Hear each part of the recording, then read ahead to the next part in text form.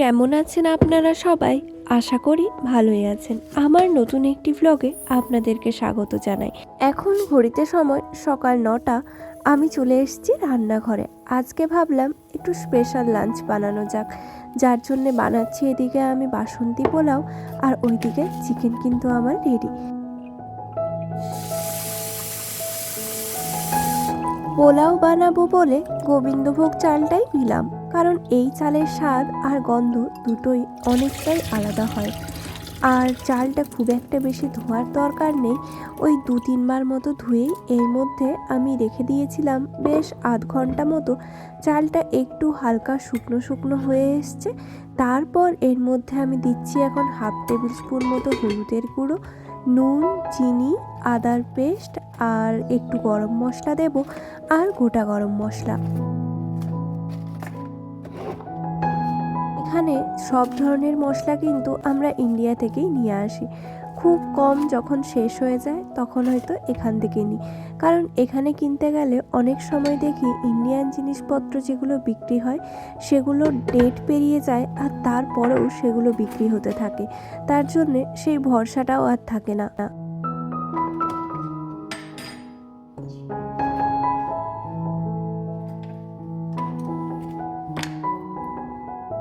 অবশ্যই একটু ঘি না দিলে তো পোলাও হবে না। এখন মাখানোর জন্য খানিকটা পরিমাণে নিচ্ছি, আর পরে যখন বানানো হবে তখন আরও খানিকটা পরিমাণে দিতে হবে।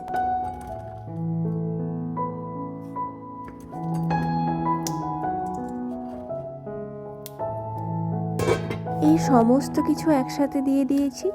এরপর এটাকে মাখিয়ে ওই 1 থেকে 1.5 ঘন্টা মতো রেখে দেব, যাতে চালের মধ্যে ভালোভাবে ফ্লেভারগুলো যায়।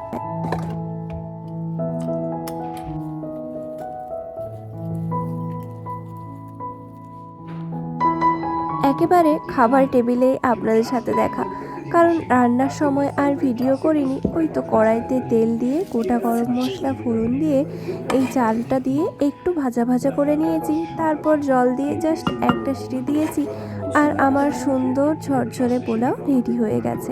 পোলাওয়ের সাথে একটু ফুলকপি ভাজলাম, জানি দরকার ছিল না, কিন্তু একটু সবজি খাওয়া হবে সেই ভেবেই ভাজলাম।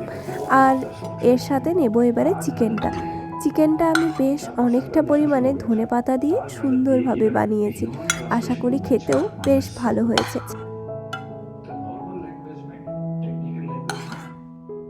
আজকাল না পডকাস্টগুলো দেখতে বেশ ভালো লাগে। এখন যেমন পডকাস্টের জামানা এসছে, সেরম দেখতেও বেশ ইন্টারেস্টিং। টিভিতে একটা পডকাস্টই চালিয়েছে, আর শুনতে শুনতে বেশ সুন্দর আজকের লাঞ্চটা সত্যিই জমে গেল। তবে পোলাওয়ের সাথে চিকেন বা মাটন, পোলাও আর মাটন সেটা তো এক ঐতিহ্যবাহী খাবার।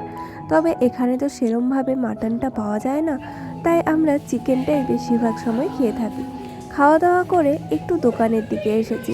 এই দুপুরের টাইমে বেশিরভাগ দিনই এই উইকেন্ডগুলোতে দোকান বাজারে ঘুরে বেড়ানোই মেন কাজ বলতে পারেন, কারণ এখন যেহেতু শীতকাল, বাইরে খুব একটা ঘোরা যায় না, তাই অনেক সময় ঘোরার জায়গা হিসেবেও আমরা দোকানটাকে ইউজ করি।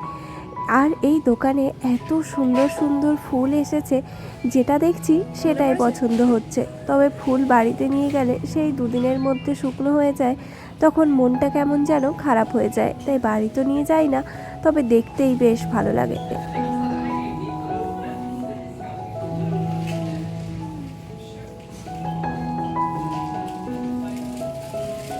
এখানে অরিজিনাল আর আর্টিফিশিয়াল 2 রকমেরই ফুল এবং গাছ দুটোই আছে।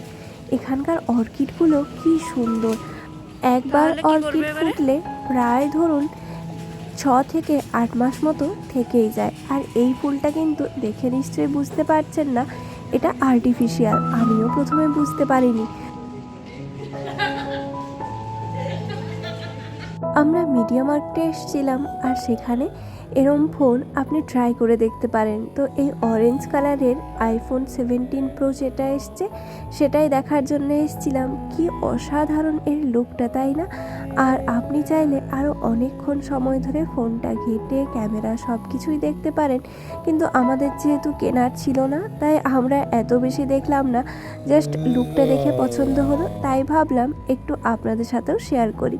চলুন এরপরে তাহলে বাড়ির পথে রওনা দেওয়া যাক। ওই যে দেখুন দূরে আমাদের বাড়ি।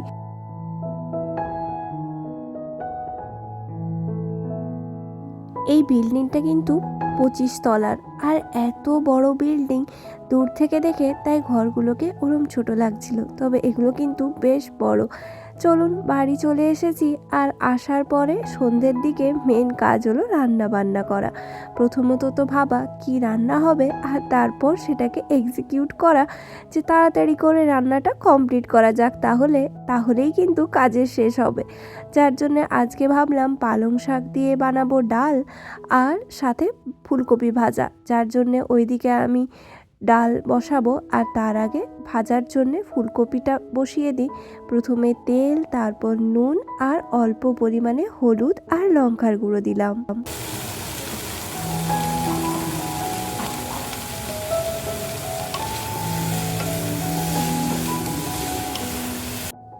এটা যেহেতু ঠান্ডার জায়গা, তাই এখানে এই ফুলকপি, বাঁধাকপি, টমেটো এগুলো সারা বছর ধরেই খুব সুন্দর ইজিলি পাওয়া যায়, আর খেতেও মন্দ হয় না। তবে সব সময় আবার খেতে ভালো লাগে না, অনেক দিন ছাড়া ছাড়া ট্রাই করলে তখন ভালো লাগে।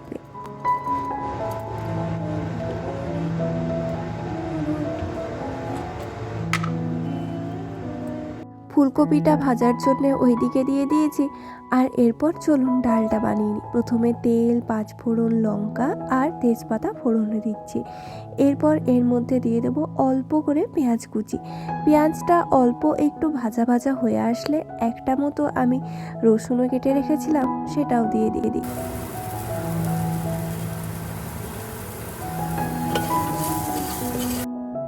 একটু অল্প ভাজা ভাজা করব, একদমই লো স্টিমে, না হলে আবার পুরো ঘরে ধোঁয়া হয়ে যাবে আর ফায়ার অ্যালার্ম বাজতে শুরু করবে।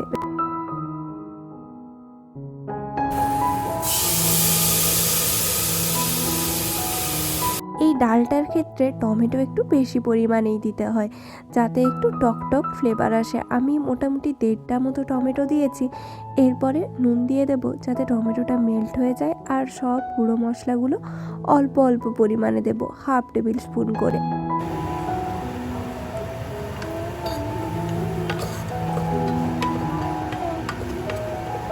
দেখেছেন, গল্পে গল্পে মনে পড়েছে, আমি তো পালং শাকটা কাটতেই ভুলে গেছি। চলুন কাটি তাহলে।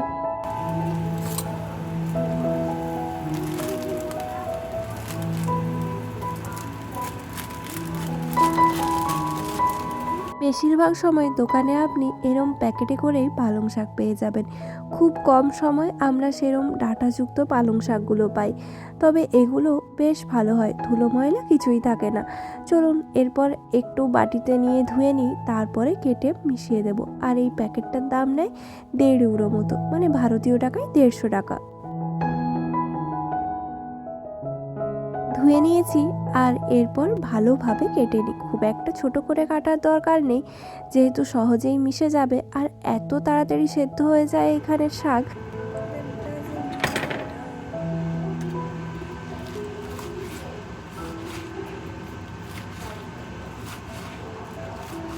ছোটবেলায় দিদা সবজি কাটতো, আর দাঁড়িয়ে দাঁড়িয়ে দিদার সাথে গল্প করতাম, আর সেই গল্প করতে করতে অনেক সময় তাকিয়ে থাকতে থাকতে অনেক কিছু শিখেও গেছি। আর এখন যখন নিজে সেই সবজি কাটা বা কোনো কাজ টাজ করতে যাই, তখন দিদার সেই রকম কাণ্ডগুলোই মনে পড়ে, যে আচ্ছা দিদা এরকম করে কাটতো, তাই না।